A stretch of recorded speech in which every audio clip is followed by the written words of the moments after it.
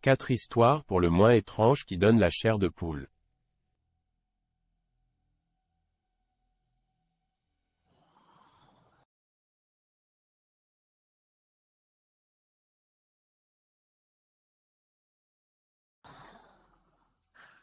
L'homme d'autrefois. En 1950, un homme portant des favoris, ayant l'air de venir de l'époque victorienne, marchait dans les rues de Times Square.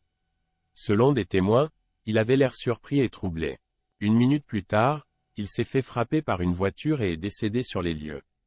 À la morgue, ils ont fouillé son corps et ont trouvé les éléments suivants dans ses poches.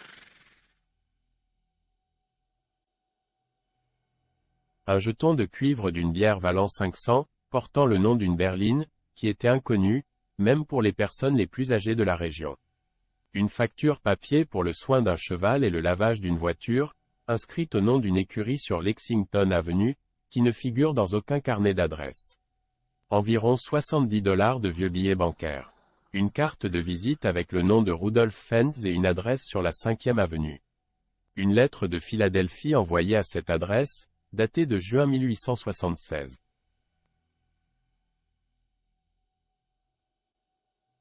Les objets ne montraient aucun signe de vieillissement. L'histoire serait tirée d'un récit de science-fiction nommé I'm Scared, écrit par l'auteur américain Jack Finney et publié dans le magazine Collier's en 1951.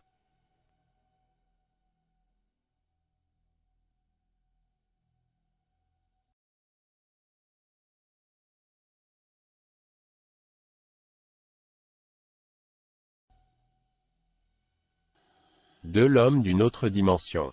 En juillet 1954, un homme est arrivé à l'aéroport de Tokyo au Japon.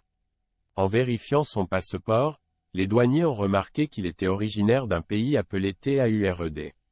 Le passeport avait l'air authentique, sauf qu'il n'y avait et n'a toujours aucun pays nommé TAURED sur la planète.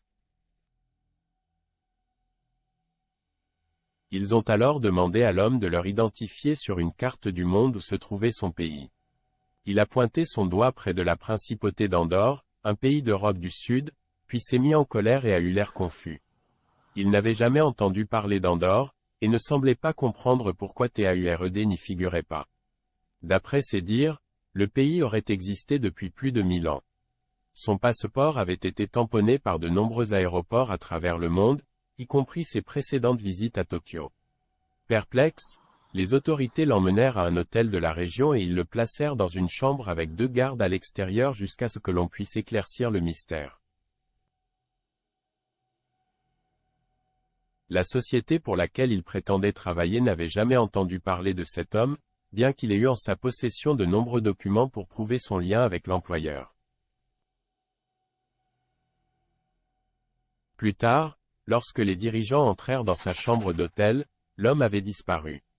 La police a établi qu'il n'avait pas pu s'échapper par la fenêtre, étant donné qu'elle était située plusieurs étages plus haut, et il n'y avait pas de balcon.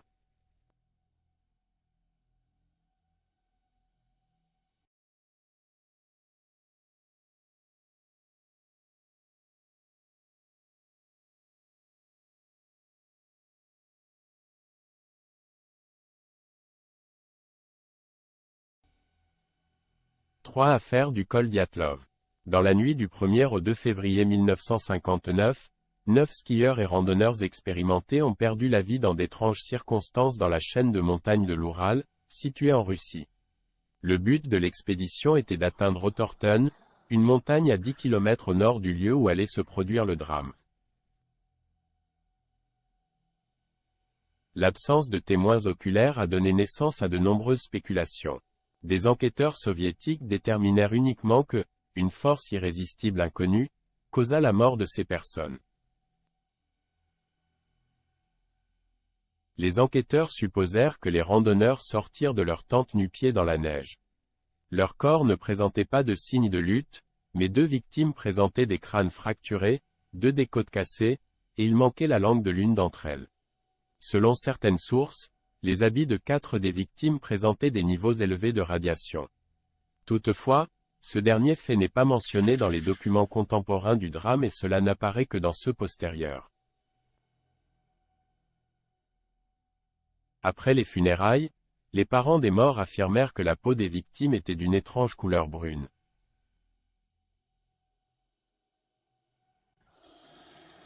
Un autre groupe de randonneurs se trouvant à environ 50 km au sud de la montagne ont affirmé avoir vu d'étranges sphères oranges dans le ciel au nord la nuit du drame.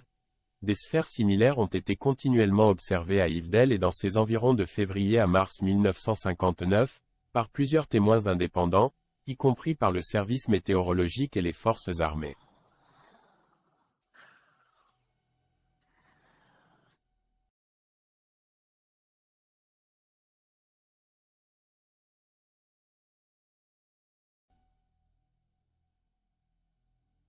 Elisa Lam. En février 2013, une étudiante en médecine de 21 ans originaire de Vancouver a été retrouvée morte à l'intérieur du réservoir d'eau de l'hôtel Cecil à Los Angeles.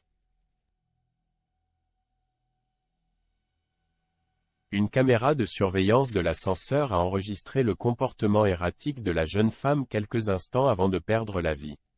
Dans la vidéo, on la voit appuyer sur tous les boutons. Elle attend ensuite que quelque chose arrive, mais pour une raison quelconque, la porte de l'ascenseur ne ferme pas. Elle regarde autour comme si quelqu'un l'attendait. Elle semble aussi parler à quelqu'un. Après la scène étrange dans l'ascenseur, elle a apparemment eu accès au toit de l'hôtel, où elle a grimpé dans le réservoir d'eau et a fini par se noyer. Son corps a été retrouvé 2 semaines après l'incident, lorsque des clients de l'hôtel se sont plaints d'une odeur et de la couleur de l'eau. Selon le rapport officiel, elle aurait vécu un épisode maniaque, caractérisé par une modification de l'humeur, et la survenue de certains symptômes.